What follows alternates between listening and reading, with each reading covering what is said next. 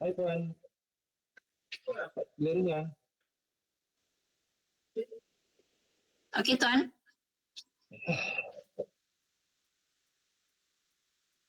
Jalan-jalan ke rumah Basir, yang ingin ketemu Suraya. Untuk Anda yang telah hadir, salam hormat dari saya.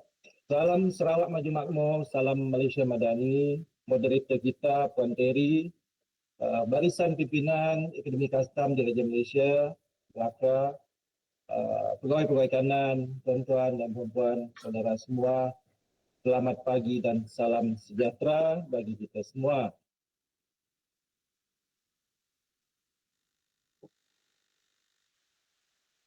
Pertamanya, ingin sekali saya mengapresiasi Akma Melaka, Akademi Kastam Diraja Malaysia di atas ruang dan waktu yang diberikan pada saya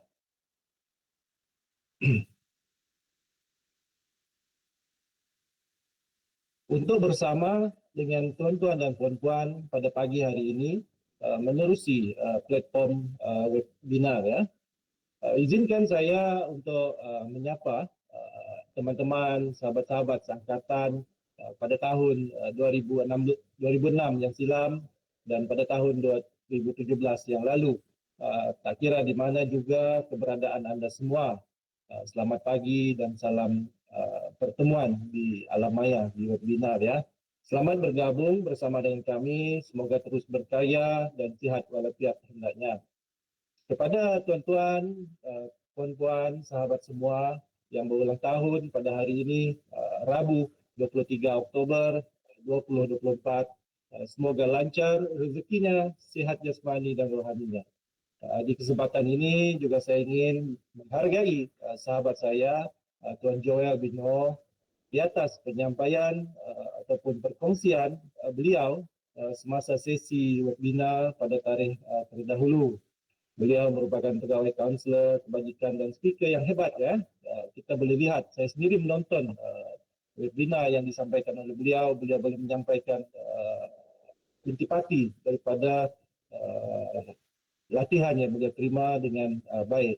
Akan tetapi beliau hanya menyampaikan satu topik daripada latihan yang diterima selama 5 hari. Itu hanya dipilih oleh beliau adalah satu tajuk ataupun satu topik.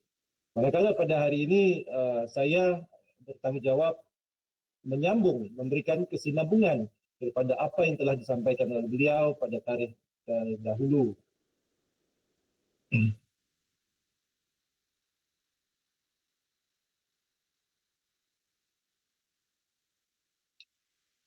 Tuan Joel adalah pegawai yang turut hadirlah bersama dengan saya di latihan di peringkat antarabangsa di International Law Enforcement Academy ataupun kata pendeknya ILIA yang berlokasi di Bangkok, Thailand pada hujung Januari, iaitu daripada 29 Januari dan berakhir pada 2 Februari yang lalu. Dan di samping saya dan Tuan Joel yang mewakili Jabatan Kastam di Raja Malaysia, kita juga ditemani oleh sahabat kita dari agensi lain iaitu Polis di Raja Malaysia ataupun lebih tepatnya adalah daripada Jabatan Siasatan Jenayah Narkotik Bukit Aman dan seorang lagi dari Bintulu ya. Sekiranya ada di kalangan tuan-tuan dan puan-puan sudah mengikuti webinar yang disampaikan oleh beliau, maka tuan-puan telah menerima input berkaitan dengan perkara yang dikelimatkan dalam latihan tersebut. Jadi hari ini saya akan membawa tuan-tuan dan puan-puan untuk menelusuri lebih jauh intipati dalam latihan yang disebut sebagai Unit Commander Course yang direka khas ataupun khusus dari sisi pandang seorang komander atau penyelia seperti mana yang telah dinyatakan oleh Puan Terry, moderator kita pada pagi hari ini. ILIA, International Law Enforcement Academy Bangkok, adalah sebuah pusat latihan yang dibina atas kerjasama dua hala di antara kerajaan Thailand dan Amerika Syarikat bagi memenuhi keperluan agensi penguatkuasaan di rantau Asia Tenggara dan China.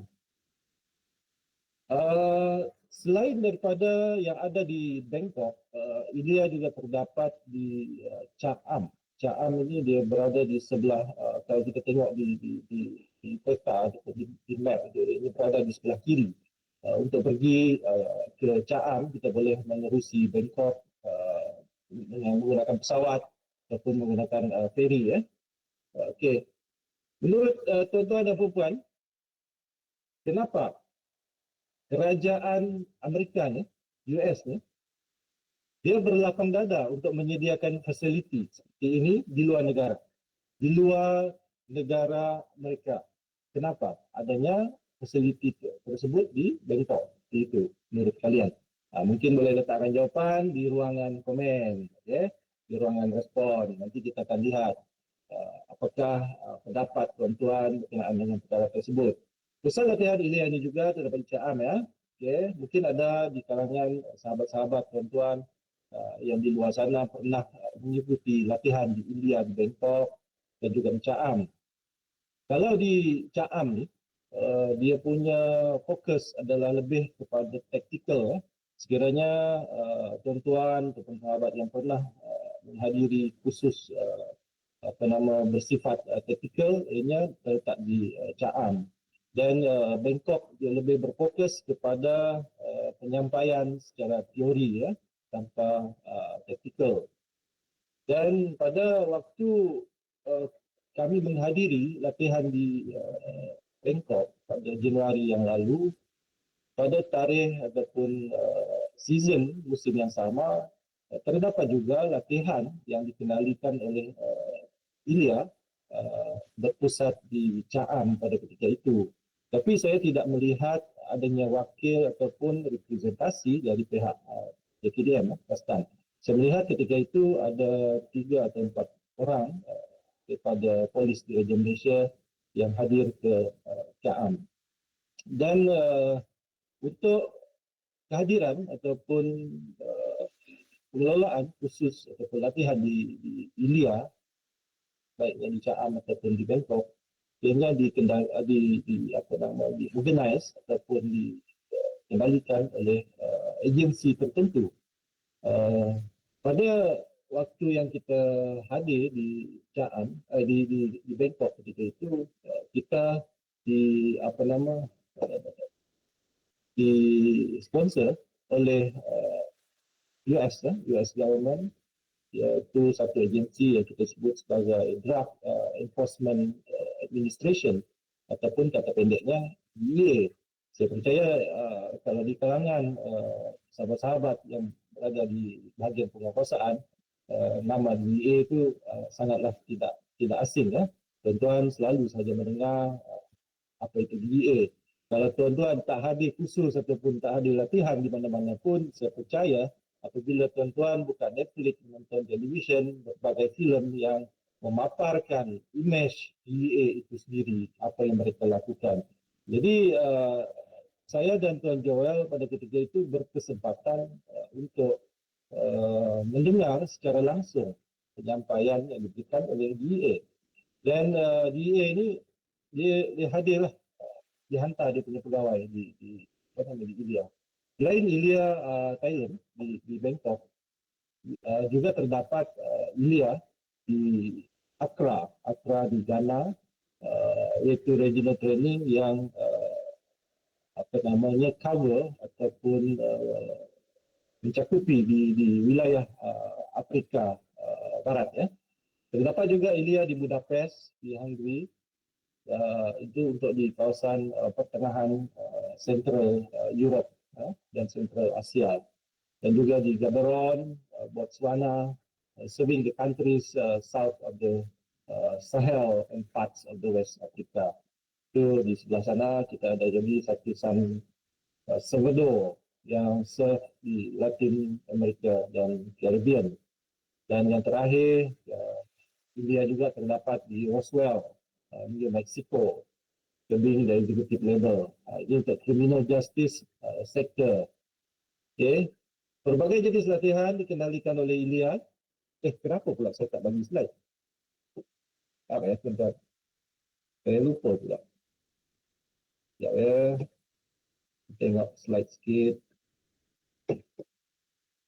Saya terlupa. Okey, ni kita punya tadi. Apa nama? Interaksi tadi. Kita ada content. Reaction to India. Ini yang sedang saya bacakan tadi. Tuan-tuan dan puan-puan. Introduction to India ya. India ni dia banyak fasiliti lah. Kalau di Bangkok ni dia ditubuhkan pada tahun 98 lah, agak lama lah. Saudara-saudari agak lama telah ditubuhkan dan saya percaya ramai yang telah mendapat kebaikan ataupun mendapat latihan di India Bangkok. Dan ini adalah participating country dia. Banyak negara yang terlibat yang dia cover untuk wilayah di Bangkok. Ada Brunei, Cambodia, China, Hong Kong, Malaysia dan banyak lagi. Termasuk yang terbaru yang sekarang ini telah dimasukkan ke dalam members of the ASEAN, itu negara Timor Leste, Timor Leste. Okay. Malaysia, Singapura, semua tidak ketinggalan. Okay. Ini adalah sedikit sebanyak saya kongsikan dengan tuan-tuan dan puan-puan. Ini adalah hari terakhir penutupan latihan dia. Kita diberikan evaluasi oleh pihak Ilya menandakan tamatnya sesi latihan. Okay. Yang diharapkan sekali itu di tengah itu adalah timbalan timbalan ketua polis Thailand dia hadir di situ dan yang menggunakan hot di tengah itu adalah principal Ilya di Bangkok. Okay, di Ilya ni pelbagai agensi selain daripada custom, mereka juga mengadakan latihan keperluan kepada agensi penguasaan yang lain seperti Polis Diraja Malaysia, FTMM, SPRM, Timbalan Penawar Raya, bomba, perhilitan, dan macam-macam lagi lah tuan-tuan dan puan-puan. Kalau kita lihat di galeri di Ilya Bangkok itu banyak gambar-gambar yang tandakan pelbagai latihan yang dijalankan oleh Ilya pada ketika itu. Okay, ini just kita share dengan tuan-tuan supaya melihat apa yang ada di Ilya pada ketika khusus di UCC dilaksanakan belum lama kemarin ya.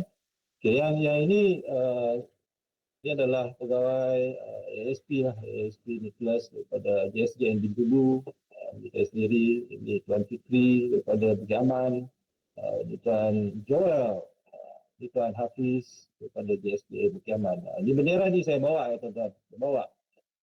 Berdasarkan pengalaman yang tidak begitu banyak tetapi pernah terlibat dalam urusan luar negara beberapa kali, saya merasakan sangat cantik sebagai memori kita merakamkan gambar dengan bendera kita sendiri. Pada tahun yang lepas saya pernah pergi ke Korea untuk menghadiri latihan di Korea. Saya juga bawa bendera ini untuk kita rakam gambar bersama. Ini kita bersama dengan trainers daripada DEA yang ada pada ketika itu di penghujungnya. Ini adalah fasiliti di asrama, di kawasan permainan, kita ada game yang dikenalikan di situ sebagai rangka latihan tersebut. Ini tidaklah sebenarnya daripada pagi 8 sehingga 5 petang dalam classroom.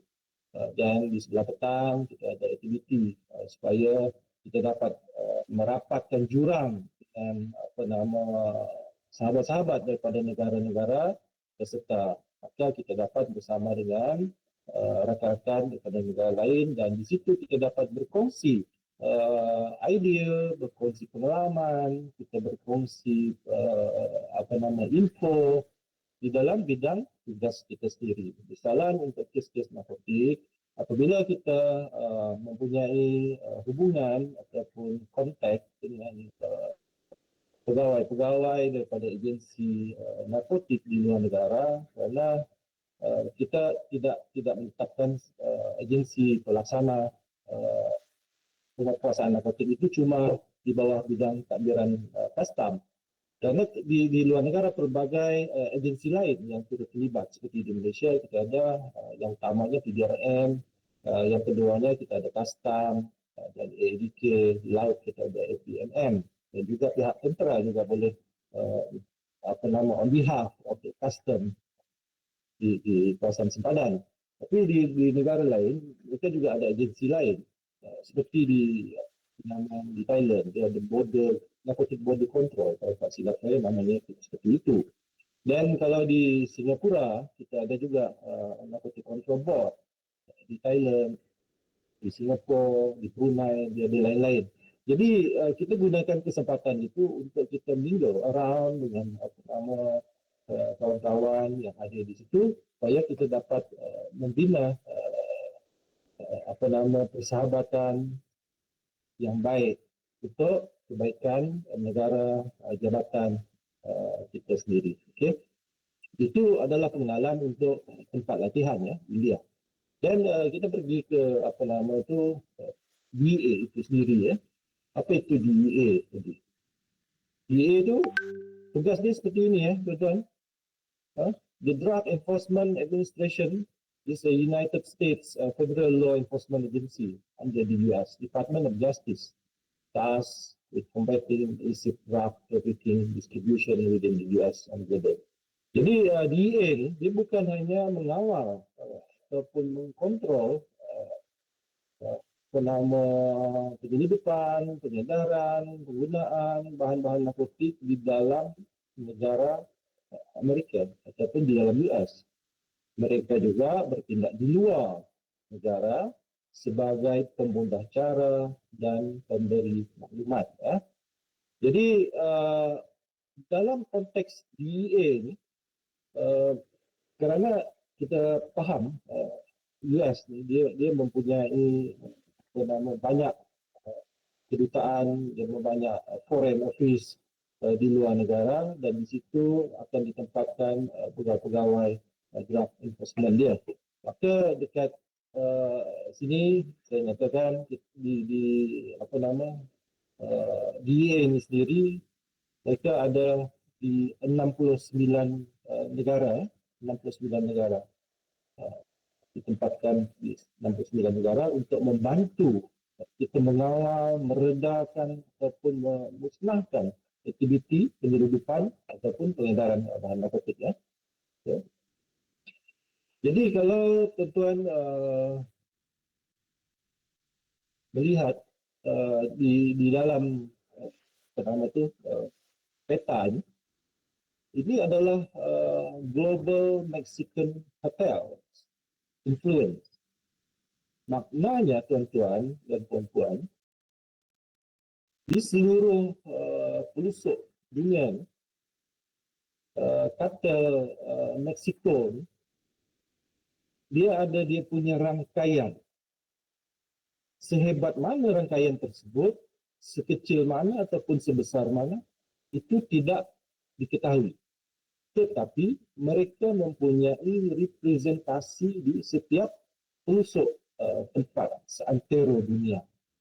Okay. Kalau kita lihat di US sendiri, di Kanada, di Brazil, itu semuanya ada influence daripada Meksiko. Memanglah tidak dinafikan tuan-tuan dan puan-puan kerana ianya berhampiran ataupun bersempadan dengan Meksiko. Itu sangat rentan pembawaan bahan-bahan narkotik, pengedaran, penyeludupan itu sangat rentan kerana mereka bersempadan di situ. Tapi kita melihat di wilayah lain, sepertinya di kawasan Eropah, beberapa kawasan di Eropah, kita lihat di situ ada juga influence ataupun ada juga representasi di situ daripada Mexican Cartel. Saya percaya ramai tuan-tuan dan puan pernah melihat siri Netflix tak silap saya nama dia Narcos. Pada filem drama tersebut, drama Narcos itu ini berkisar di sekitar cerita yang sebenar. Apa yang berlaku di antara kartel-kartel ni. Dia banyak kartel, dia bukan satu kartel. Seperti di Mexico itu sendiri, dia ada Sinaloa. Sinaloa ni dia satu kartel yang sangat hebat dan sangat besar. Dia punya rekrutmen itu tidak menjadi satu kejanggalan, tuan-tuan dan puan. Ini bukanlah satu yang kita lihat satu organisasi yang, minta maaf untuk cakap mungkin satu organisasi yang haram, tetapi apabila dia rekrut, buat rekrutmen, buat pengambilan, minta orang kerja, di Mexico itu tidak ada satu kejanggalan. Maknanya dia boleh letakkan advertisement, iklan, dia nak orang bekerja untuk dia tampal iklan, dia letak surat khabar, dia letak dekat media sosial ataupun apa sahaja, itu tidak ada apa-apa. Macam kerja dekat pejabat, tuan-tuan dan puan. Dia boleh advertise di mana sahaja. Itu Sinaloa. Sinaloa ni dia banyak impact kerana mereka punya jajaran ni sangat luas di Mexico dan di luar Mexico. Dan selain Sinaloa tu dia ada satu lagi CJNG. Kata panjangnya saya lupa, tuan-tuan. Nanti tuan-tuan boleh Google apa maksud apa kata panjang CJNG kartel di Mexico. Tetapi dua kartel ini adalah kartel yang sangat besar di Mexico, dan yang paling hebat adalah Sinaloa. Okay? Dan negara kita di Malaysia tidak terkecuali daripada influence kata-kata ini. Okay? Kalau kita lihat yang warna biru itu semua ada influence daripada Sinaloa. Okay? Kalau kita tengok di Australia juga ada. Hampir kesemua itu biru. Ataupun semua 100% warna biru di Australia.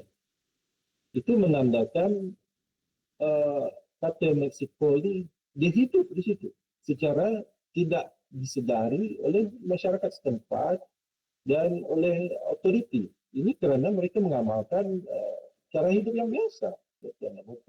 Dia hanya membantu untuk memasarkan, mengedarkan secara tidak ketara. Jadi wujudan mereka ini menyukarkan agensi penguasaan. Dengan demikian, DA mengambil peranan sebagai agensi induk yang bernaung di bawah Department of Justice Amerika untuk membantu negara-negara luar menghadapi masalah ataupun influence daripada Mexican cartel. Mexican cartel ini dia banyak dalam kokain, banyak terlibat dalam kokain dan selebihnya kepada methamphetamine. Kalau kita lihat di peta yang seterusnya ini, di slide ini, tuan-tuan boleh lihat ada Japan, China, Philippines, Malaysia, Australia, New Zealand. Daripada Mexico masuk ke tempat kita di Malaysia.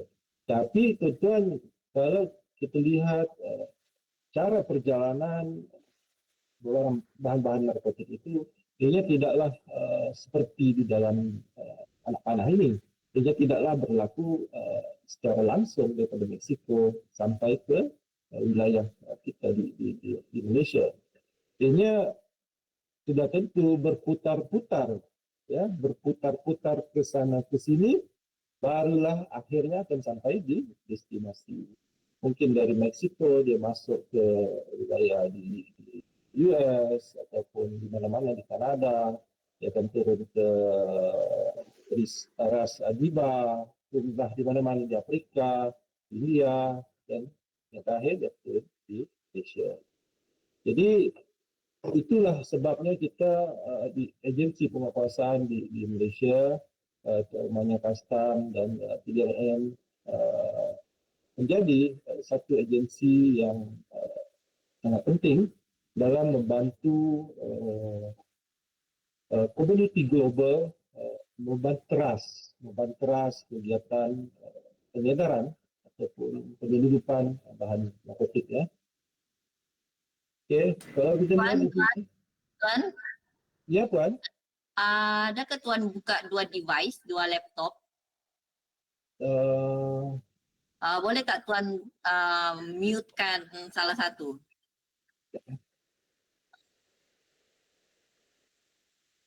Sebab suara Tuan bergema tu sebab Tuan buka ada dua device. percuma. Yes. Sekarang okey.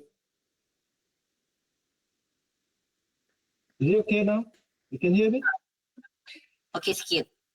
Sikit. Alamak. Okey. Okey. Boleh? Boleh. Boleh ya. Okey, kita teruskan mana dia tadi.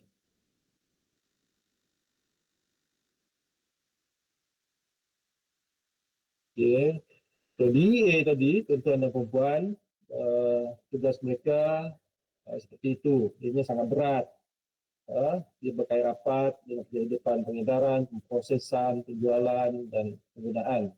Dan dia bertanggungjawab untuk melakukan penangkapan dan sitaan bahan-bahan narkotik dan membawa bersalah ke pengadilan.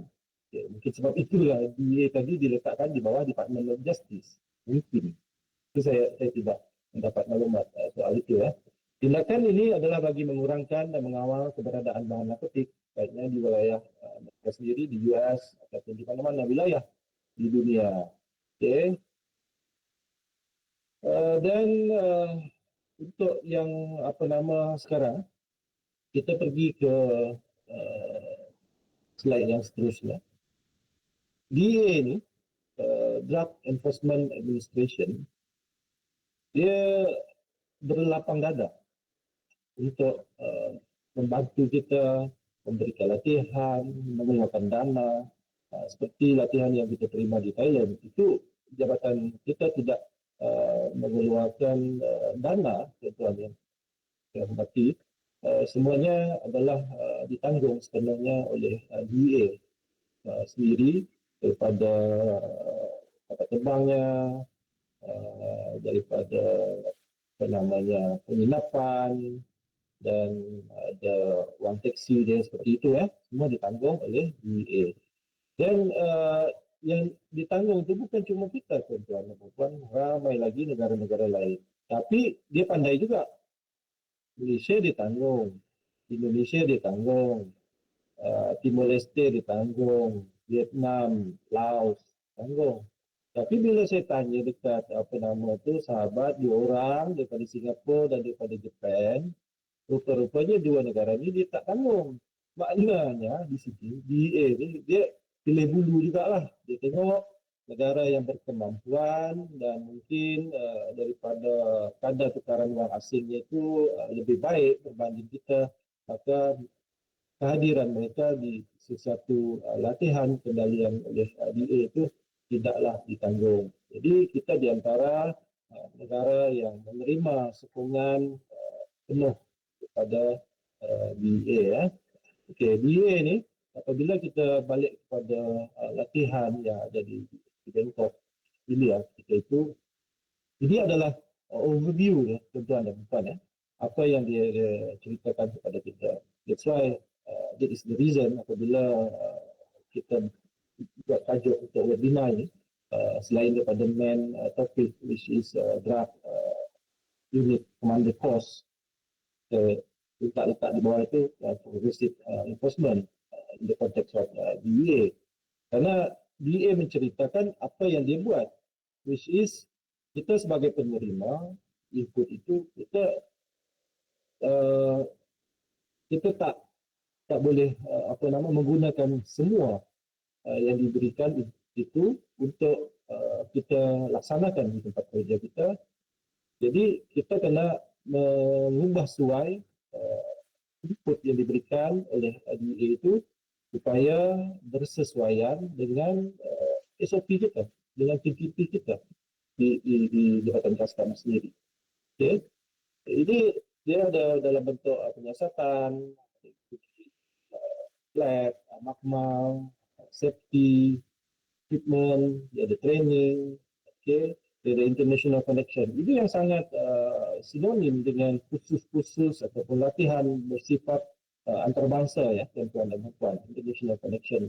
Kalau tuan-tuan mohon khusus di ACMA, ada satu kursus international relation namanya. Saya pernah attend sekali pada waktu itu di Langkawi. Lepas itu tak ada kesempatan lagi. Kalau tuan-tuan di luar sana berminat untuk menyertai kursus seperti itu, mungkin di tahun hadapan boleh masuk. Di situ tuan-tuan mendapat pendedahan apa yang boleh kita buat, apa yang tak boleh kita buat dalam kursus-kursus ataupun latihan ataupun perwakilan di luar negara.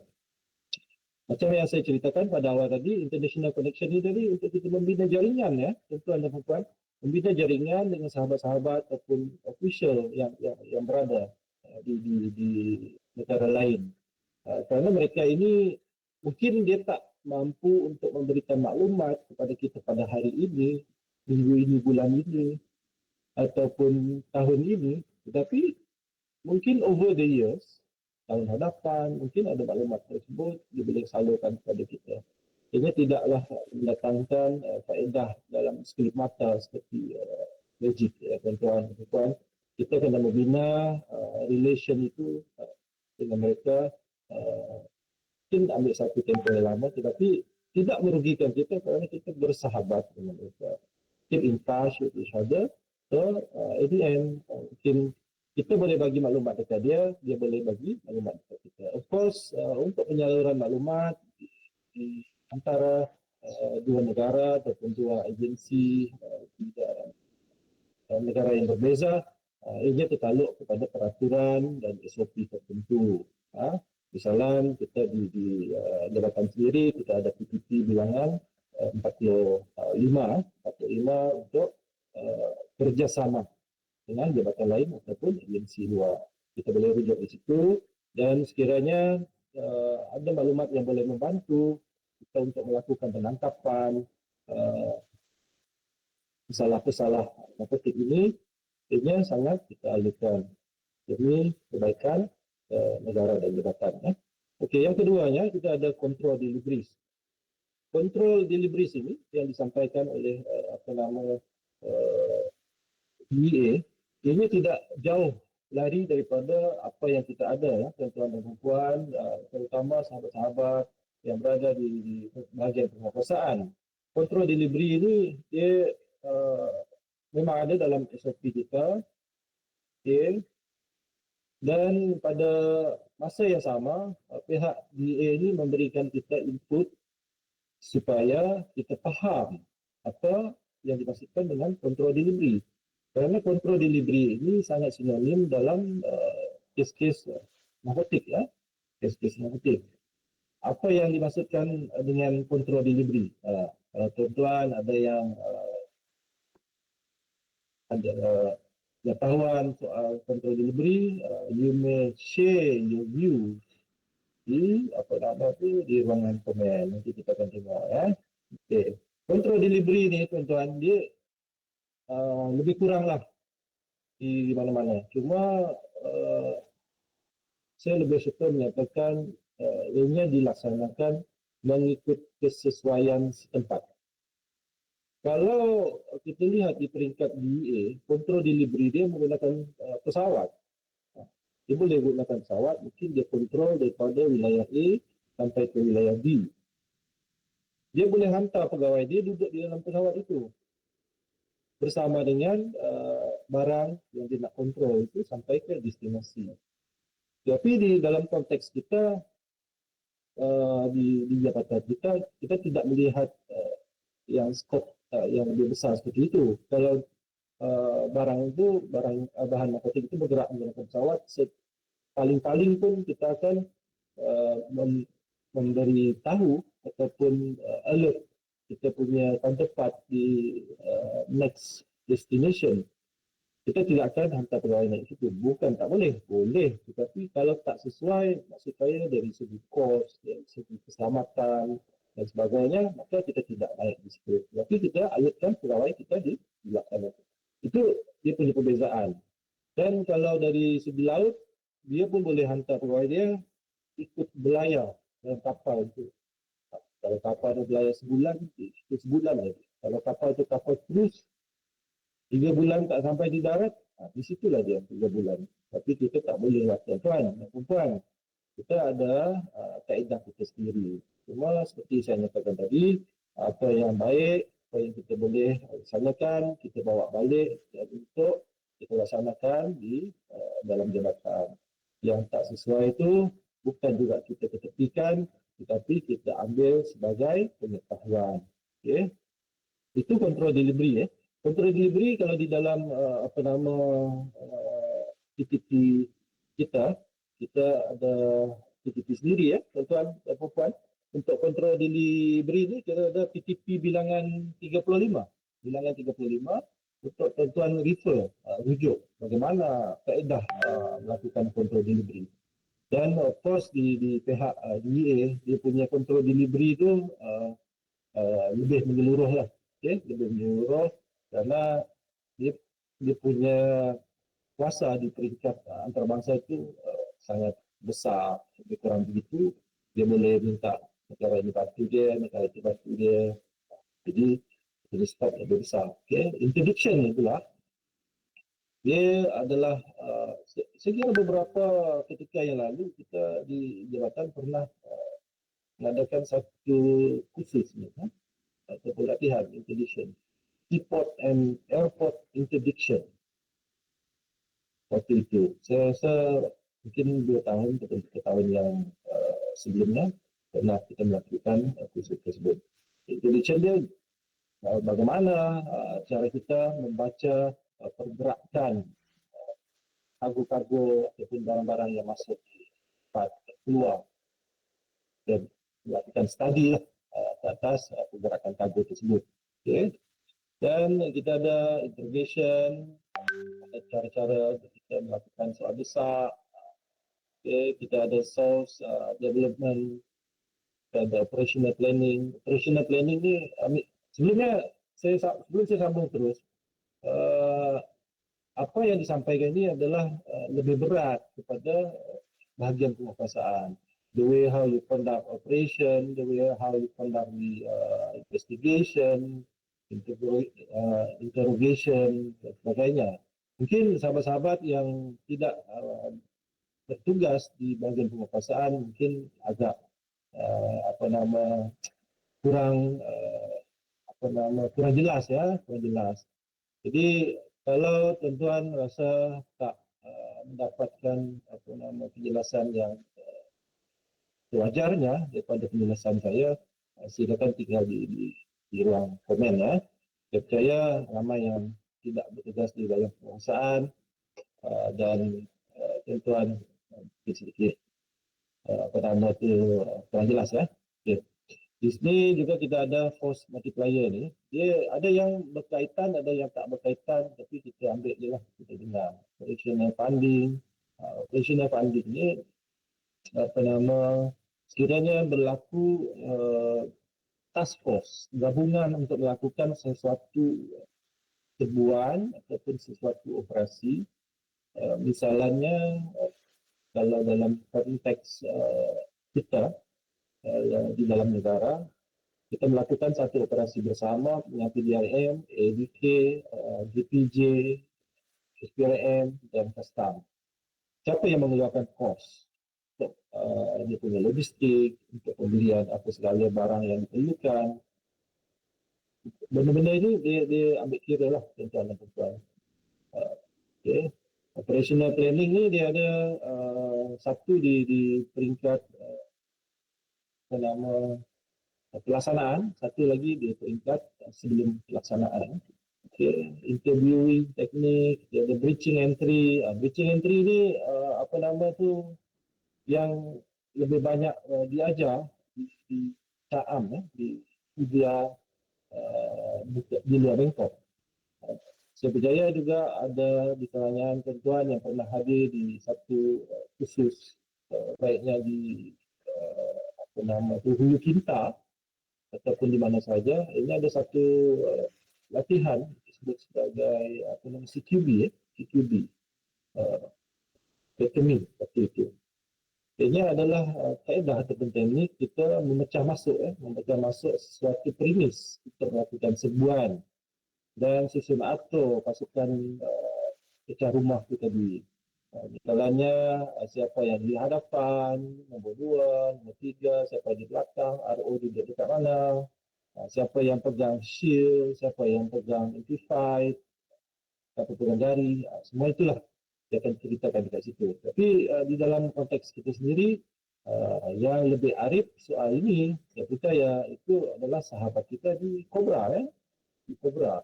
Mereka telah melalui latihan seperti itu. Dan saya sendiri, saya pernah attend latihan CQB ini. Waktu itu, saya tak silap saya lah, kita juga pernah, kalau tak salah ingat saya, kita pernah memberikan latihan CQB ini kepada pegawai-pegawai baru ABK. Kita buat di Trolak pada waktu itu, di Trolak di Perak. Kita bagi latihan dan juga ada beberapa siri tu kita buat di Akmal Melaka. Kita gunakan rumah-rumah quarters yang tidak digunakan di Akmal pada waktu itu untuk melakukan latihan. Okey, report writing ni ini adalah penulisan laporan. Saya rasa ini tidak banyak berbeza, cuma format-format yang ditentukan oleh masing-masing agensi. Okey, informant handling ni kita ada PTP kita juga, tuan dan perempuan, untuk pengurusan Ampoma.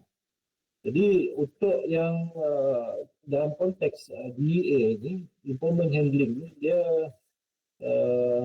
nak tahu juga, okey, informer tu kenapa dia nak bagi maklumat? Okey, kenapa dia nak bagi maklumat pada DEA ataupun pada polis? Why? Dia kena tanya dulu. Kenapa? Sebab tuan dan perempuan, ramai yang nak bagi maklumat tu sebab tujuan selain daripada membendung kegiatan pengedaran ataupun penyelundupan bahan narkotik. Okay. Dia mungkin ada sifat dendam kepada pihak lain yang melakukan jenayah. Mungkin dia ada sifat dengki dengan kemasyhuran, penjagaan bisnes seseorang. Mungkin juga dia ada konflik yang tidak kita ketahui. Jadi perkara-perkara tersebut sangat menjadi perkara pokok kepada DA sebelum menentukan sama ada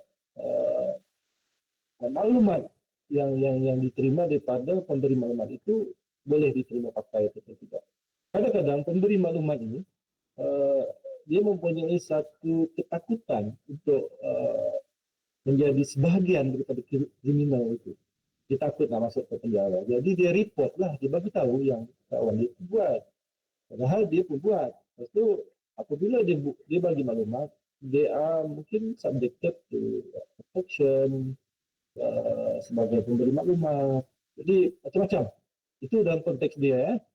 Jadi mereka kena interview dia. Kita juga ada buat seperti itu tuan-tuan. Kita juga ada membuat pemberitahuan ke atas pemberi maklumat.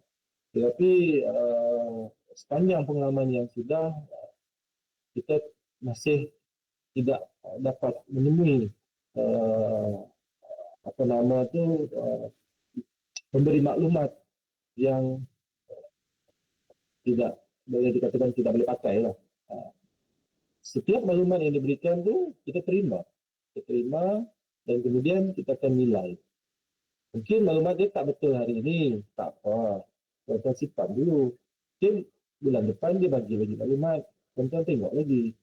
Kalau tak betul juga, tak apalah, tunggu lagi. Okay. Jadi untuk pemberi maklumat yang berkelas 1 ni, taraf A1 ni, setiap kali mulut dia bercakap, dia bagi je maklumat, itu memang betul. Itu A1. Itu jenis pemberi maklumat yang menjadi aset penting kepada pegawai itu. Okay. Dan seterusnya kita ada evidence handling. Itu adalah pengurusan barang-barang bukti. barang-barang bukti ni kalau di konteks DEA, bagaimana dia melakukan penyimpanan, bagaimana dia melakukan pemeriksaan, dia bawa seal, benda-benda itulah. Tetapi tidak banyak perbezaan dengan pihak kita, bagaimana cara pengurusan barang bukti ya. Undercover operation ni kita ada juga tuan undercover agent provocator. Lebih kurang seperti itulah. Dia punya undercover ni sangat dahsyat lah tuan-tuan dan puan-puan. Saya lihat pada waktu itu ada video yang tunjukkan. Dia bagi kita slide yang nanti tuan-tuan akan dapat melalui penampilan Akmal. Tapi dalam slide tu kita tak boleh tengok video sebab dia dalam bentuk PDF. Cuma dia dalam classroom tu, dia tunjukkan kita video untuk undercover tu. Ramai dia punya undercover tu mati tuan-tuan. Kena tembak oleh kriminal orang narkotik. Dia undercover, dia masuk ke dalam sindiket tu. Dia masuk ke dalam sindiket.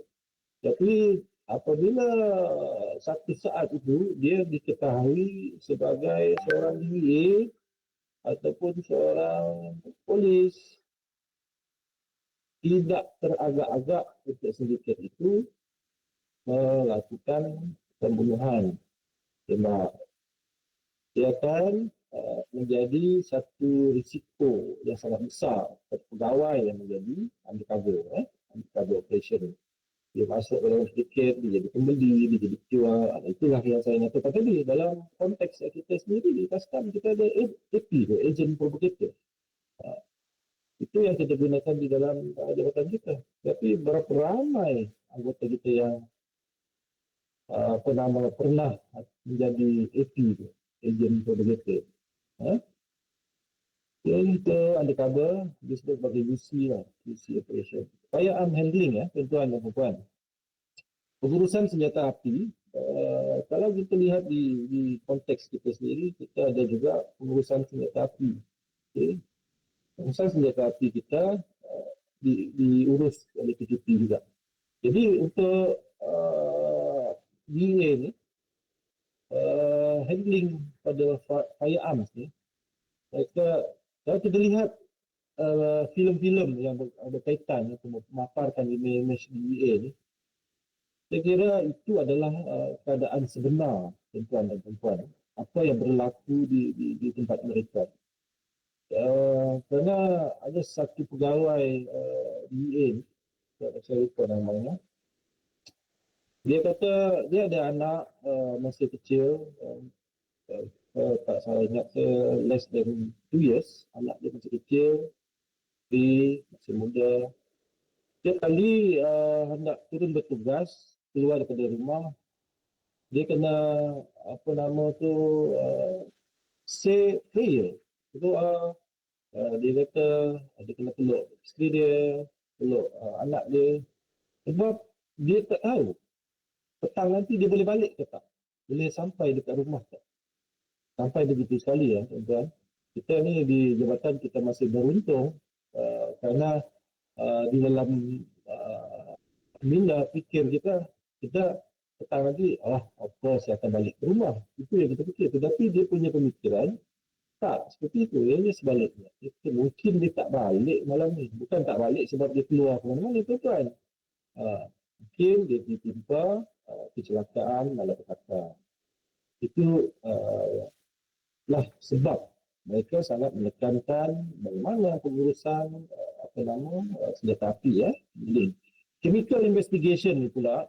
Saya pernah attend satu course juga dikenalikan oleh DEA pada 2 tahun lepas kalau tak silap saya tuan-tuan dan puan.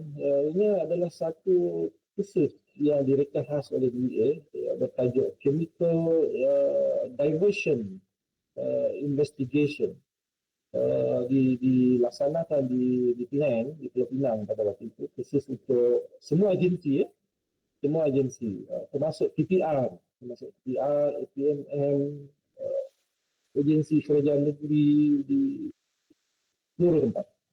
Agak ramai pada waktu itu yang mungkin terlibat secara langsung ataupun tidak langsung dalam pengurusan barang-barang import ataupun ekspor. Ya. Of course, custom salah satu agensi yang memainkan peranan yang besar dalam pengurusan kilang dan itu. Tapi ada juga agensi lain yang dipanggil supaya tidak terlepas pandang. Okay. Kenapa chemical ni tuan-tuan? Kenapa ada chemical investigation? Kenapa ada chemical diversion investigation? Okay. Chemical ni seperti yang tuan-tuan nama dia dah chemical. Jadi chemical ni dia berbagai bahan kimia yang kita boleh dapatkan di pasaran terbuka. Boleh didapati secara sah di pasaran dan tidak menjadi satu kesalahan untuk kita membeli, mengekspor dan mengimport. Itu chemical. Tetapi apabila ianya contoh untuk proses pembuatan sabu, itu ada beberapa chemical. Sekarang kalau kita tengok di YouTube pun dia ada how to make matte, crystal matte. Dia akan nyatakan apa chemical yang diperlukan. Ya. So, pihak-pihak yang ingin menubuhkan ataupun membuat magma untuk menghasilkan sabu, dia kena beli chemical. Okay? Kena beli chemical. Itulah tujuan kita kontrol juga chemical ni, tuan-tuan dan puan-puan, supaya tak ada pihak yang menubuhkan makna untuk membina chemical.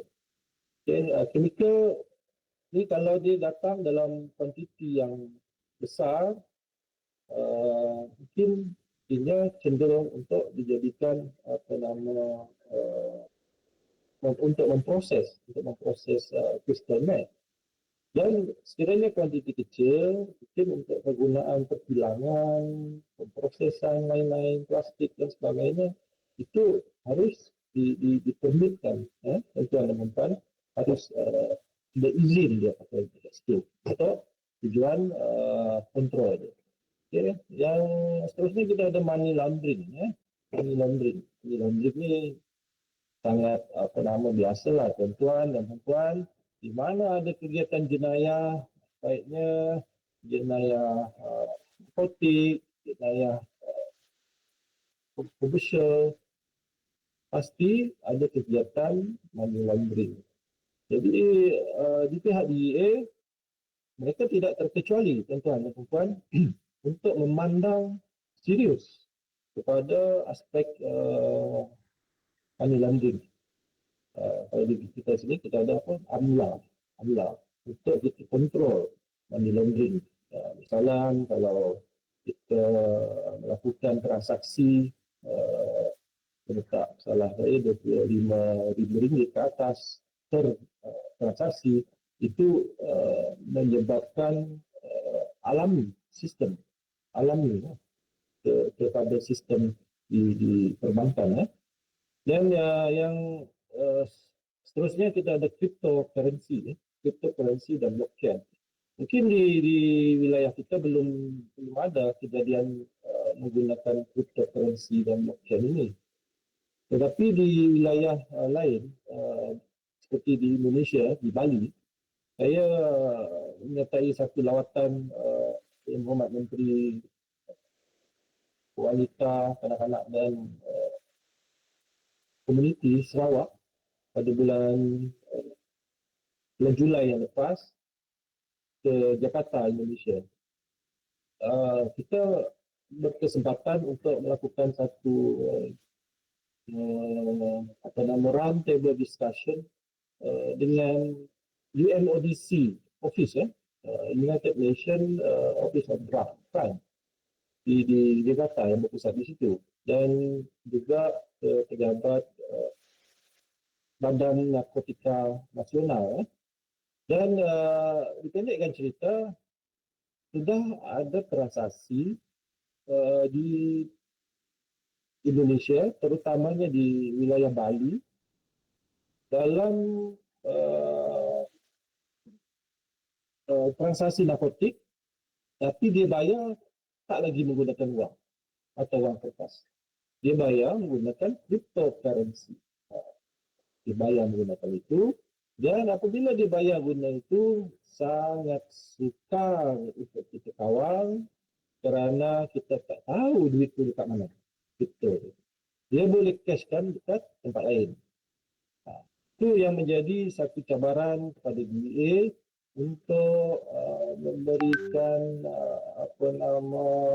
pendedahan ataupun kesedaran betapa cryptocurrency itu menjadi satu kaedah terbaru kepada sindiket ataupun kata-kata ini untuk memindahkan dana di antara mereka. Kalau dulu memang kita tengok cryptocurrency ini beberapa waktu dulu ia dianggap sebagai satu pelaburan wang secara maya. Dan seiring berjalannya waktu, cryptocurrency ini secara perlahan telah dinodai oleh sindiket-sindiket ini menjadi satu mata wang gelap. Saya tidak dapat menjelaskan dengan lebih detail berkaitan dengan cryptocurrency ini, tetapi ini adalah satu cara pemindahan dana. Dan untuk merungkai cryptocurrency ini, dia kena pecahkan dia punya blockchain. Blockchain ini dia punya otak lah tuan-tuan. Dia punya server di awang-awangan. Dalam server blockchain ni dia ada kripto. Begitulah lebih kurang. Okey, ini yang tadi sedikit sebanyak saya telah ceritakan operation plan ni. Dia lebih kurang dengan apa yang kita ada dekat sini.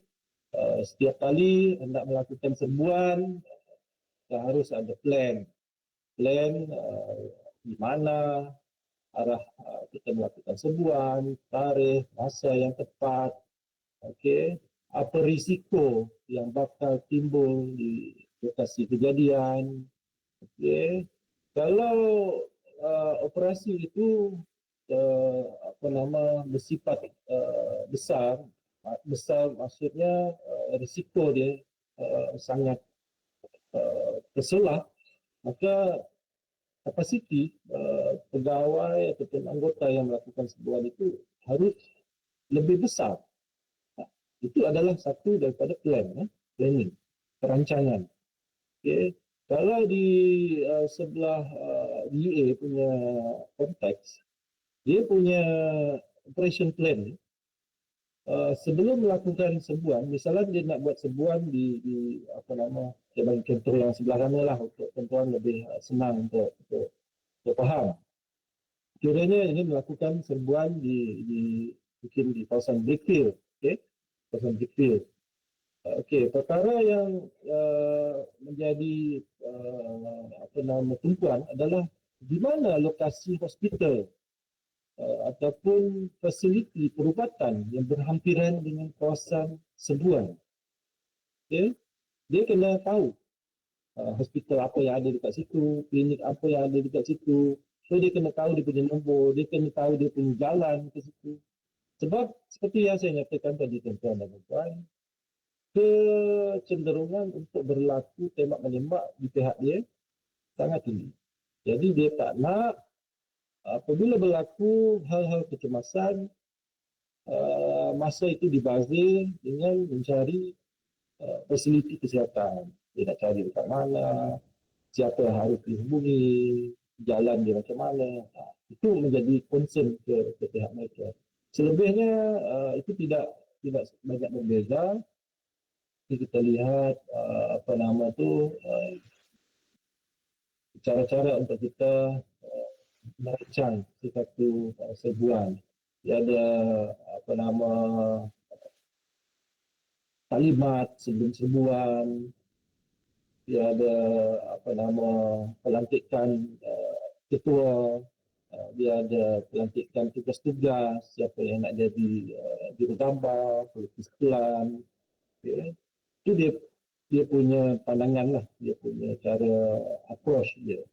Okay. Dia perlu tentukan situasi itu berbahaya ataupun kurang berbahaya. Okay. Dan seterusnya yang informant handling saya sudah nyatakan tadi, control delivery undercover. Okay. Kita pergi ke satu lagi yang apa nama tu officer survivor ya, tuan-tuan dapat sedikit pandangan apa itu officer survivor ya. Dan dalam cerita DEA ni dia banyak juga kejadian pihak dia, DEA ataupun polis yang meninggal di lokasi serbuan seperti yang tadi saya katakan di kawasan operation itu. Okay. Jadi apabila mereka belajar daripada kesalahan ataupun kesilapan yang terdahulu, maka mereka mewujudkan satu guideline, iaitu resource Bible diterangkan kepada kita apa yang dinyatakan dengan resource Bible. Dia katakan macam ada satu pegawai polis ni, dia bertugas di satu kawasan di kalau tak silap saya di kawasan New Jersey, kalau tak silap lah, di kawasan yang agak outskirts sikit. Dan pada waktu itu beliau diserang oleh dia dengan sahabat dia dalam satu kenderaan. Dia di hijack di kenderaan itu dan ditumbuk menggunakan pisau berkali-kali di perutnya dan beliau meninggal di situ. Dan sahabat dia itu dia tak tahu nak buat apa pada waktu itu. Dan mereka pada waktu itu tidak menjangkakan kejadian seperti itu kerana daerah tersebut sebenarnya daerah yang sangat selamat, sangat aman pada waktu itu. Tidak adalah jenayah, tidak ada orang yang melakukan kriminal, dan tiba-tiba mereka berhadapan dengan situasi yang mencemaskan. Jadi dia tak tahu. So they come out with this kind of topic, which is officer's Bible.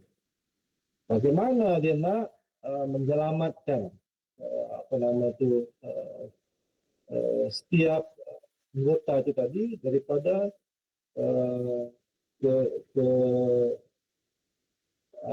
daripada bahaya. Okey, kerana setiap kali kita melakukan penangkapan atau melakukan serbuan, situasi dia berbeza. Adanya orang kita anggap jadi ataupun OKT itu tadi jenis yang kita tengok macam dia tak bahaya. Kalau saya bagi arahan down, kita bagi arahan hands up, dia akan ikut. Ada juga yang ingkar. Jadi part-part itu kita harus ambil kira. Saya bawa satu cerita kepada tuan-tuan dan puan berkaitan dengan serangan daripada satu OKT. Saat itu saya bertugas di Narkotik Ibu Pejabat. Ada satu OKT ni, dia warga negara Nigeria. Orang Nigeria. Saya badan dia 2 kali tinggi lagi daripada kita. Lebih kurang begitulah. Jadi dia ni kita masukkan ke ward di hospital di Putrajaya tu, ward tu khas untuk ward pengurusan OKT. Kalau tak silap saya, dia ada bilik 2, 27 dan 28 tu. Dia punya ruang tu, pintu dia hanya boleh dibuka daripada luar. OKT daripada dalam dia tak boleh buka, dia tak ada tombol. Okay. Dan ada 2 pegawai waktu itu, saya belum sampai lagi, sahabat saya. Seorang berada di pintu, seorang berada di pintu yang nombor 2. Dan pintu tu tadi, yang tak ada tombol tu, masih belum sampai rapat. Tapi yang OKT tu dibangun, dia pergi tumbuk si kawan tu, terlentang kawan tu. Dia kejar, dapat dekat bawah. Itu satu bahaya tuan-tuan dan puan apabila kita berhadapan dengan OKT yang kita tak sangka dia boleh bertindak ganas kepada kita. Dan apabila kita terkena dengan situasi itu, ini akan nanti kita terangkan di dalam tactical ni. Kita kalau officer survival tu kita nak setiap kali kita turun melakukan operasi, kita hantar 10 orang pegawai, 10 anggota kita nak 10 orang ni balik dengan keadaan selamat, tidak ada malapetaka. Kalaulah berlaku kecederaan di tempat serbuan, apa yang kita perlu buat? Jadi dia mengajar kita bagaimana untuk kita menghadapi situasi tersebut. Okay? Kita kena bertindak dengan cepat. Kiranya berlaku kecederaan, kita kena bertindak dengan cepat dan kita tidak boleh membiarkan anggota kita di dalam keadaan yang bahaya. Dia ada juga situasi sebab kita dalam jabatan ni kita nampak waktu kita bersama dengan pejabat nampak okay, I can trust you, semua seperti itu. Tetapi apabila kita melakukan serbuan di tempat yang berbahaya, tuan-tuan akan tengok situasi dia berbeza tuan-tuan dan puan. Saya pernah lead satu operasi ni saya lupa lah, di sebelah di Selangor. Lokasi dia di arah satu di bangunan komersial, kedai. Kita melakukan serbuan dengan kapasiti kalau tak silap saya 8 anggota. Saya berada di hadapan sekali dengan senjata berat di hadapan ketika itu. Dan kita telah susun number 1, number 2, 3 and so on. Kita ada shield, ada breacher di situ. Dan di dalamnya kita dapati ada 2 KT. Kita dah downkan, kita dah selamatkan. Dan ada juga kawan ni tadi, rupa-rupanya dia tak masuk dalam dalam barisan tu. Dan dapat tahu kita dah selesai dah down, baru dia sampai. Nah, ini adalah satu perkara yang tidak sepatutnya berlaku ya, tuan-tuan dan puan, kerana kita melakukan serbuan dalam kapasiti yang telah kita tentukan. Kita tak boleh mementingkan diri sendiri. Saya tengok bahaya ni, saya tak nak masuk. Saya tinggal dulu. Nanti dah settle, tak bahaya lagi, saya akan masuk. Tak boleh seperti itu ya, tuan-tuan dan puan. Kawan-kawan yang di dalam barisan tu pun, dia bukan nak mati. Dia nak balik, nak jumpa anak, jumpa keluarga dan sebagainya. Jadi kita tak boleh memikirkan seperti itu. You have to be in that group, hidup mati ni dekat situ lah. Seperti itulah perumpamaan. Tapi kita memang tak nak mati lah, tuan-tuan. Kita nak balik. Okay, nak balik ke rumah. Okay. Dan untuk officer survivor ni, tuan-tuan, kalau kita lihat di dalam konteks DEA, dia tak nak satu pun pegawai dia mengalami kecelakaan. Jadi dia ingatkanlah, setiap tindakan itu bukanlah tindakan daripada sifat refleks. Ingat, setiap tindakan itu haruslah berdasarkan arahan ataupun taklimat yang telah diberikan. Okay? Kerana ada juga satu cerita daripada, ini cerita benar lah, daripada pihak DEA itu. Dia melakukan serbuan dan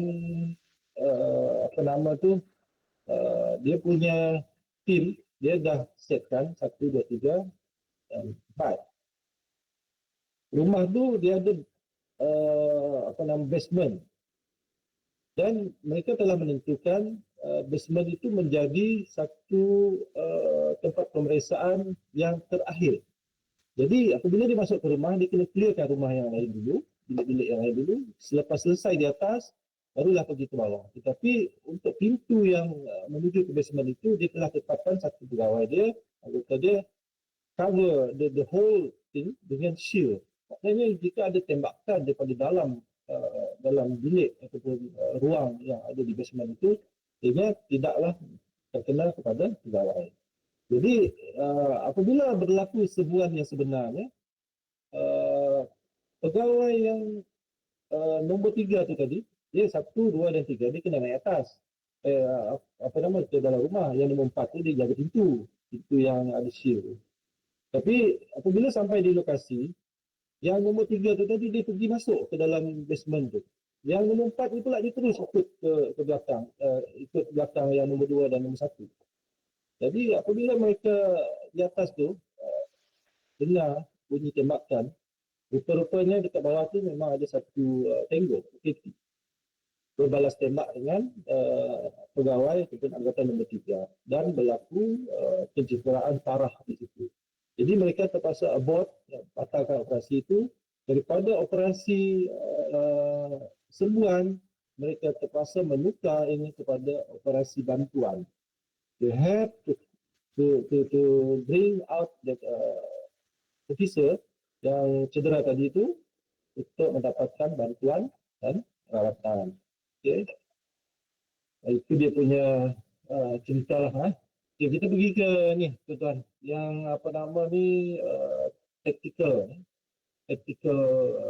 mission. Jadi yang ini dia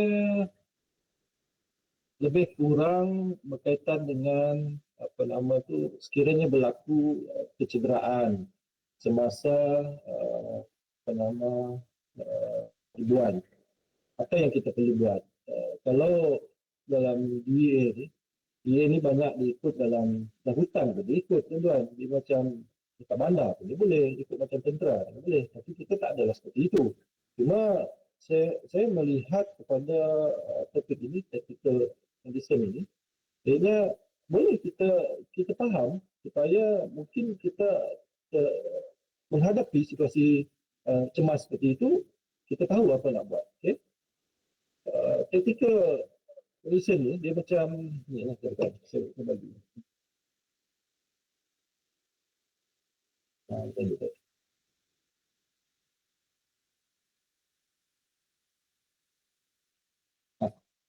Begini okey.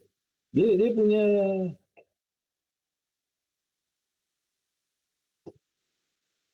okey. Dia punya pemahaman tu, kalau berlaku kecederaan, hasil tembakan, ataupun kita kena pisau, apa tindakan yang kita perlu buat supaya kita dapat menyelamatkan nyawa anggota tadi. Okey. Macam ni dia kata, kematian berpunca daripada arterial bleeding hanya memerlukan masa 2 minit saja tuan-tuan untuk meninggal, mati. Dan kematian berpunca daripada airway kemuruman sini, daripada kita punya saluran pernafasan, itu lama sikit lah, 4 sampai 6 minit. Tapi lama kan tuan-tuan, 6 minit tu. Sekejap je tu. Death from the tension pneumothorax, ada 10 minit dia kata dekat situ. Tapi itulah, setiap saat tu amat berharga. Selamatkanlah semua anggota sebelum terlambat. Yang ni nampak tak Black Maria yang warna putih tu, tuan. Itu adalah pegawai saya di Kawasan Narkotik Sarawak. Kita mengambil keluar Kitty daripada penjara, bawa ke mahkamah untuk tujuan sebutan kes. Dan kita dilanggar oleh sebuah kenderaan pacuan 4 roda daripada arah sisi. Dan begitulah keadaan Black Maria tersebut. Dengan OKT 1, pegawai eksport dalamnya ada 2, pemandu 1, kita ada 4 orang. Yang OKT tu dia sangat parah tuan-tuan dan puan, hampir patah dia punya tulang belakang. Sebab dia duduk di bahagian OKT di belakang tu. Jadi bila kenderaan tu berguling, berlipat, dia terhantuk lah sana sini, semua sisi dia terhantuk. Jadi dia sangat apa nama tu, banyaklah kecederaan dia. Dan pegawai kita hanya cedera ringan lah. Okay. Dalam keadaan seperti itu, kita tak tahu nak buat apa, tuan dan puan. Kita hanya tunggu ambulan, tunggu bomba untuk mendapatkan rawatan. Tapi saya tidaklah juga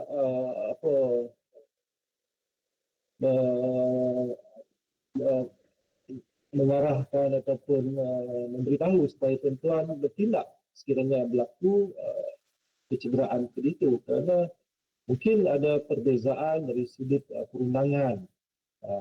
Saya juga tidak begitu arif soal itu, tetapi ada klise yang mengatakan apabila seseorang itu terlibat dalam perundangan, kita tak boleh sentuh dia. Kalau di tempat kita lah tuan-tuan, tak boleh sentuh. Kita kena tunggu pegawai yang sah, pegawai yang hak, perubatan. Tapi dia mati nanti kita pula jadi apa nama tu, jadi subjek tertuduh itu. Itu saya tidak begitu arif soal itu. Cuma maksud saya tadi itu dalam konteks serbuan ataupun dalam konteks sekiranya ada anggota yang mengalami kecederaan, if we can help, why not? Supaya beliau survive. Okay? Dia ada bagi kita macam tactical condition. Dia ada satu disebut sebagai genetik. Alat ini, dia kalau tuan-tuan tengok di tali pinggang yang digunakan oleh rakan-rakan yang join Cobra, yang di tali pinggang yang seperti ini. Dia sebenarnya bukan tali pinggang. Dia ada satu alat. Tetapi tali pinggang yang berjenis ini, tuan-tuan boleh gunakannya untuk dijadikan sebagai alat ini. Tujuan dia tadi untuk mengikat peredaran darah yang masif. Sekiranya berlaku kecederaan, tuan boleh ikat menggunakan dia. Dia punya alat ini dia boleh gunakan ini untuk dia pusingkan supaya lebih lebih ketat. Okey, dia letakkan strap pusing ni supaya dia lebih ketat. Dan cara pusingan dia seperti ini. Ini tuan. Kalau dia yang biru ni tempat yang boleh diikat ikat menggunakan alat tadi. Kalau yang hitam ni tak boleh ikat. Yang ni dia kena tampal. Okey, kalau kita kena tumbuk dengan pisau, dengan parang oleh beberapa lah. Okey, ada di kawasan ni tak boleh ikat kawasan ni tak boleh ikat. Dia kata kena tampal. Tutup ruang supaya pendarahan itu tidak terlalu masif. Kalau berlaku di area ini, di kawasan ini, kita boleh ikat supaya tidak begitu banyak pendarahan. Makin banyak pendarahan itu dia katakan tadi, 2 minit dah tinggal dah.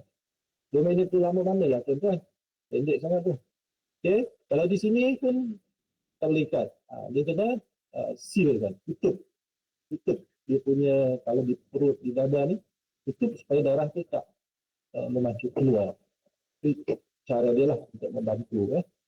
Okay, ini arteri tadi, dia boleh ikat kat sini supaya darah tu tak keep on keluar lah. Dia akan block kat sini dan boleh menyelamatkan nyawa lah. Okay. Ini adalah contoh di pihak mereka lah. Pihak mereka apabila berlaku kecederaan seperti ini rasanya dia kena mind. Boom. Tidak, itu diikat ke sini. Ikat ke sini bagi dia nyawa. That is the reason, apabila kita tengok balik kepada tentera-tentera yang berperang di dalam tak kisah daripada US, daripada mana, mereka sangat arif untuk membantu sahabat-sahabat mereka ini. Dan apabila kita balik daripada perang, mungkin mereka tidak lagi menjadi agensi kekuasaan. Tapi they are survive dengan tak ada kaki, tak ada tangan, tapi dia hidup. Itu adalah pesan daripada kesedaran bagaimana membantu sahabat mereka menggunakan cara ini, tactical medicine. Okay. Ini official level tadi lah saya dah nyatakan tadi. Okay. The ability to act effectively and ethically under extreme adversity is a precious skill that combines clear ethic guideline with effective decision making. Okay. Itu berkenaan dengan therefore fostering a strong ethical framework and honing one's judgment and self-control are essential for navigating adversity with integrity and effectiveness. Okay, do it right. Dari soal keselamatan, yang operasi atau serbuan yang dilaksanakan adalah mengutamakan aspek keselamatan anggota dan pasukan. Tak ada benda lain, tuan-tuan. Dalam soal operasi, kita nak tangkap orang, kita nak sita barang, baiknya dalam soal narkotik ataupun bahan-bahan RMK, keselamatan adalah yang utama, nombor satu. Keselamatan anggota, harta benda kerajaan, dan apa-apa sahaja keselamatan. Itu sangat penting. So, do it right. Perancangan, kita kena rancanglah operasi itu tadi. Supaya ianya melalui fasa perancangan yang menghasilkan impak yang maksimal. Maknanya, tanpa perancangan yang baik, yang rapi, satu operasi itu mungkin tidak mencapai kejayaan yang dikehendaki. Kalau daripada 100% kejayaan, mungkin kita boleh capai separuh ataupun lebih sedikit. tanpa perancangan ataupun yang boleh dikatakan gagal. Tapi dengan perancangan yang rapi, yang baik, kesiapsiagaan semua pegawai, semua anggota yang begitu baik, maka kita dapat pastikan operasi itu berjaya. Dan yang ketiganya, pengendalian operasi adalah mengikuti prosedur kerja yang sedang berkuasa.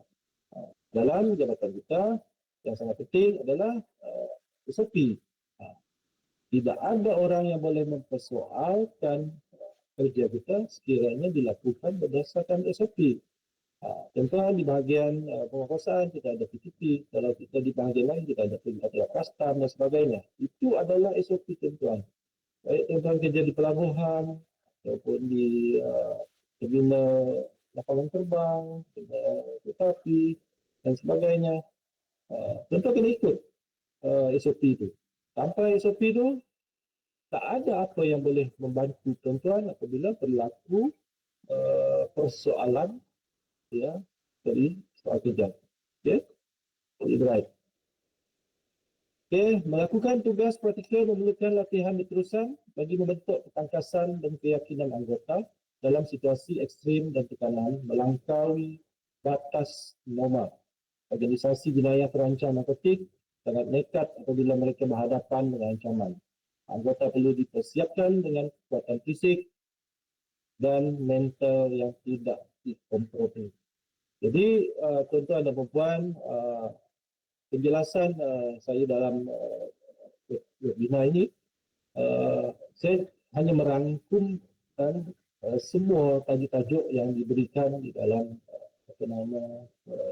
TUCC itu, dan saya huraikan mengikut konteks yang kita ada di Malaysia dengan mengambil kira sedikit daripada apa yang disampaikan. So kita blendkan semua itu supaya mudah untuk dipahami dan tidak terlalu janggal untuk kita terima. Okay? Untuk kita adaptasikan di tempat kerja ataupun sebagai pemahaman tuan-tuan dan puan apabila berada dalam situasi tugas ya. Dan itu saja daripada saya tuan-tuan dan puan. Kita akan bagi link untuk tuan-tuan akses ke dalam slide ya. Dalam slide yang diberikan oleh pertama itu DEA.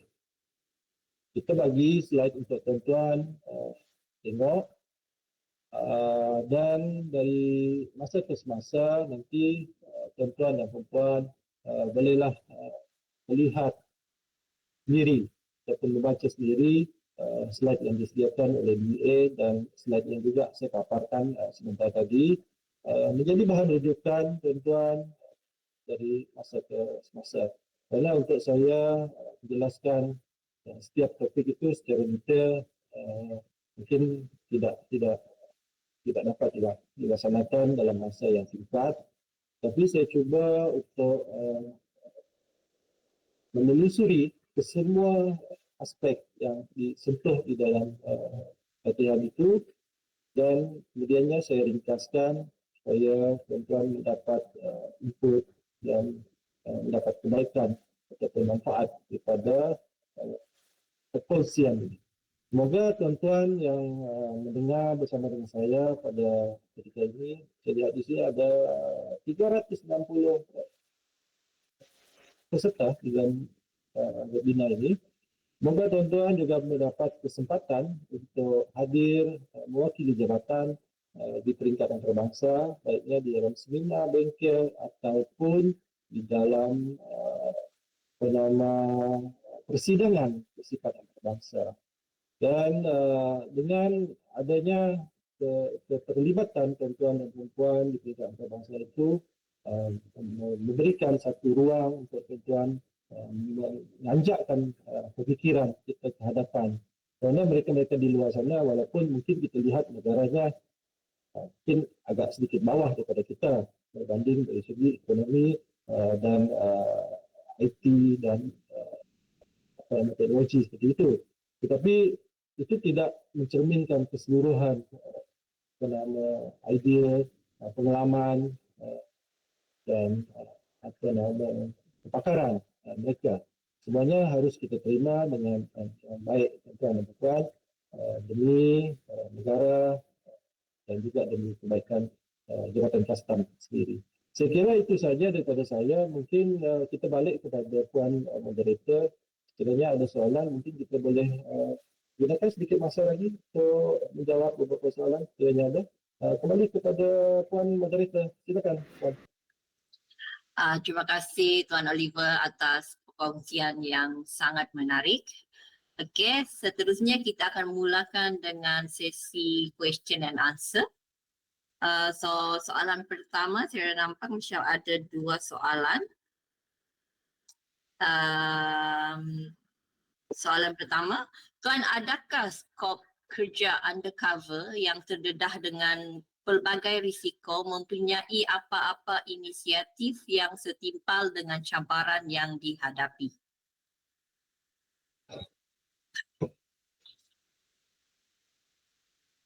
Ini mungkin dari slide Tuan yang mula-mula tadi. Okey. Siapa yang tanya soalan tu? Boleh saya tahu? Dia tak bagi tahu dia siapa. Anonymous. Rahsia pula. Okey, begini ya tuan-tuan dan puan-puan, untuk undercover itu tadi, baiknya dalam konteks UEA ataupun balik kepada konteks kita, kata ini saya tidak melihatlah di mana ada apa-apa indikator yang menyatakan adanya penghargaan ataupun penghargaan lah yang boleh diterima untuk menjadi satu undercover. Tetapi harus diingat tuan-tuan dan puan-puan, tujuan kita tadi itu bukan untuk kepentingan diri ya. Misalnya kalau saya lah yang ditugaskan sebagai undercover, itu bukan untuk saya tuan-tuan dan puan-puan. Itu adalah untuk keseluruhan pasukan, untuk tim, untuk jabatan. So if you think that itu tidak mendatangkan manfaat kepada tuan-tuan dan puan-puan, you can refuse untuk accept the offer as undercover. Kerana seorang undercover ini ataupun AP tadi dalam konteks kita AP, ini terdedah pada bahaya. Jadi apabila kita terdedah pada bahaya, tuan-tuan mempunyai hak untuk say no sekiranya tuan-tuan merasakan bahaya itu tidak boleh di-counter oleh diri tuan-tuan apabila berhadapan dengan situasi. Misalnya kita berada di dalam satu kelompok sindiket, kita masuk ke dalam satu kelompok sedikit, berpura-pura menjadi pembeli, berpura-pura menjadi sahabat ataupun apa sahaja di dalam satu kelompok itu. Tetapi apabila tiba satu waktu yang kita disyaki ataupun kita diketahui oleh sedikit bahawa kita adalah undercover ataupun AP, kita memang tak balik rumah lah tuan-tuan. Ditembak. Kalau kita di agensi penguasaan, kita taklah seperti itu. Kalau kita tahu pun si Ampoma ataupun si orang awam yang memberi maklumat tapi tidak betul, tidak tepat, kita tidak ada autoriti untuk melakukan kekasaran, melakukan penembakan, tidak seperti itu. Tapi mereka di sisi kriminal ini, dia tak nampak seperti itu. Dia nampak, orang dia udai, dia habis kat situ je. So, tidak ada apa-apa yang saya nampak setakat ini yang memberikan indikator sebagai suatu bentuk penghargaan. Mungkin kita boleh mengusulkan kepada pengurusan tertinggi, mungkin dalam bentuk sedia penghargaan, boleh disampaikan kepada AP ataupun UC undercover yang berjaya menghasilkan satu kes yang bersifat besar, international dan memberikan impak yang besar pada jabatan keseluruhannya. Saya kira itu menjawab soalan tadi. Kita dah boleh pergi ke soalan yang seterusnya, Puan. Moderator, silakan. Okey Tuan, soalan kedua dari peserta kita juga, Anonymous. Berdasarkan pengalaman, adakah SOP sedia ada, praktikal dilaksanakan atau perlu ditambah baik?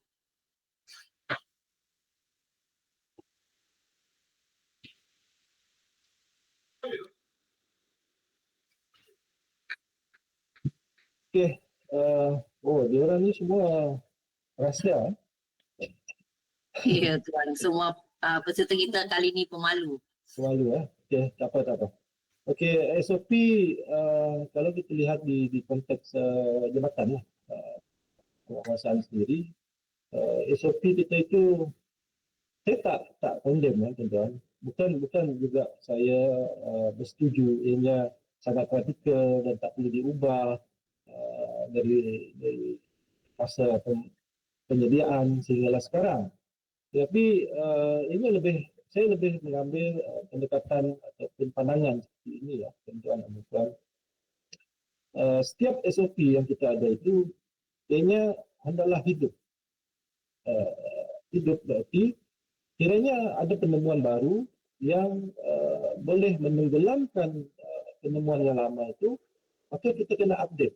Kemas kini SOP itu mengikut edaran masa. Seiring berjalannya waktu itu tadi, tidak semua apa yang disusun rapi mungkin pada tahun 2018 yang dulu dengan sekarang 2024 itu sudah makan masa selama 8 tahun. Dalam 8 tahun itu banyak perkara-perkara yang mungkin timbul yang tidak terlihat pada ketika penyediaan pada tahun 2018. Jadi menyatakan ianya praktikal ataupun tidak, saya ambil pendekatan seperti itu. Ada yang memang praktikal, kita boleh gunakan sepanjang waktu. Tetapi ada juga bahagian daripada SOP ataupun guideline itu perlu kita tambah baik seiring berjalannya waktu. Seperti saya nyatakan tadi, tidak semua perkara itu kita boleh gunakan sepanjang masa, sepanjang waktu. Karena kita harus melihat kesesuaian pada mungkin tahun ini lain, tahun hadapan lain. Tapi itu balik kepada tugas penama tim ataupun pasukan kerja penyediaan PPP ataupun perintah-perintah itu, SOP. Dan saya berharap pada masa akan datang bagi tujuan penyediaan SOP ataupun guideline itu, pasukan-pasukan petugas itu hendaklah mengambil kira aspek yang lebih luas. Aspek yang lebih luas, turun ke lapangan, dapatkan input, maklumat daripada mereka-mereka yang ada di lapangan. Dan yang di lapangan itu juga dia mungkin melihat berdasarkan pengalaman atau pengetahuan dia berada di sesuatu tempat. Jadi nanti tuan-tuan boleh kumpulkan pandangan dan input itu dan tuan-tuan boleh rumuskan sekali, barulah menjadi satu SOP yang bersifat untuk semua. Kalau kita lihat SOP yang ada sekarang, boleh kita teruskan, masih praktikal, tidak menjadi isu. Cuma mungkin ada sebahagian itu memerlukan perbaikan. Itu terpulang. Saya tidak melihatkan ke atas SOP mana lah. Okay. Tapi jawapannya seperti itu. Kita boleh dari masa ke masa untuk update ataupun kemaskini SOP. Dan ada juga yang perlu kita kekalkan berdasarkan keperluan. Jadi kebaikan bersama. Ya Puan, kembali kepada Puan Moderator. Ada lagi soalan ataupun? Ada lagi soalan Tuan dari Anonymous. Dia tanya, sekurang-kurangnya berapa orang anggota serbuan yang diperlukan untuk satu-satu operasi atau serbuan? Berapa orang anggota operasi atau serbuan untuk sesuatu operasi? Dia begini tuan-tuan dan puan ya. Apa yang kita telah diberikan input, saya sendiri pun telah attend beberapa siri. Kalau dulu di Akmal Melaka itu kita ada kursus tangkas ya. Kursus tangkas yang terbahagi pada 4 modul. Satu modul itu 2 minggu dan tuan-tuan kena attend di Akmal selama sebanyak 4 kali ya. 4 kali. Saya kena attend yang itu. Dan untuk berapa ramai anggota di dalam setiap serbuan, ini tidak dinyatakan secara jelas. tetapi kita lebih melihat kepada keperluan di kawasan operasi itu sendiri. Sekiranya tuan-tuan melakukan operasi bersifat narkotik dan mungkin risikonya itu juga tinggi, jadi sekurang-kurangnya dalam pasukan itu ada 7 atau 8 anggota lah. Itu mengikut pandangan daripada DEA. Dan kalau dalam operasi yang lebih kecil, dia boleh 4 ke 5 orang. Tetapi itu mungkin yang tidak bersifat bahaya yang serius. Dan pada saya, untuk menetapkan bilangan anggota yang harus ada pada operasi itu, lebih baik kita ramai berbanding dengan kita tak cukup anggota. Kalau kita ada 10 orang, then you line up in the 10, bagi 10, dan tujuan serbuan itu tadi, di konteks serbuan ni agak general, tuan-tuan dan puan. Kalau tuan-tuan bercakap soal serbuan pada saya hanya berfikir serbuan itu adalah untuk memecah masuk satu rumah, satu premis. Adanya breacher, adanya shield, adanya senjata, adanya jari, semuanya ada di situ. Kita buat lain. Kita gunakan full gear, kita gunakan helmet keselamatan, kita gunakan torchlight, kita gunakan vest talis peluru, kasut taktikal. Seperti itu. Itu yang maksud serbuan pada saya. Tetapi kalau kita melihat pada konteks yang lebih ringan, sekiranya tuan-tuan ingin melakukan serbuan di premis rokok di luar sana, mungkin tidak relevan untuk tuan-tuan seperti itu. Tidak relevan. Jadi tuan-tuan bolehlah mengurangkan pasukan yang serbuan. Yang pertama sekali, yang masuk pasukan serbuan itu, yang buat clearance, menyatakan tidak ada mara bahaya di situ dan selamat untuk diperiksa. Jadi mungkin tuan-tuan boleh kurangkan. Ataupun kita kena rujuk balik kepada PTP tadi. PTP kita tadi untuk melihat atau keperluan. Okay? Itu saja jawapan saya, Puan Moderator. Kita ada soalan lagi. Tuan, kita ada soalan terakhir dari Tuan Samsudin. Tuan Samsudin, okey. Ya, soalan dia, adakah reward kepada sesiapa yang membantu rampasan atau tangkapan Dada dan bagaimana penetapan reward tersebut? Okay. Pemberian reward kepada Sesiapa yang membantu rampasan atau tangkapan Dada yang membantu. dan bagaimana penetapan reward tersebut? Okey.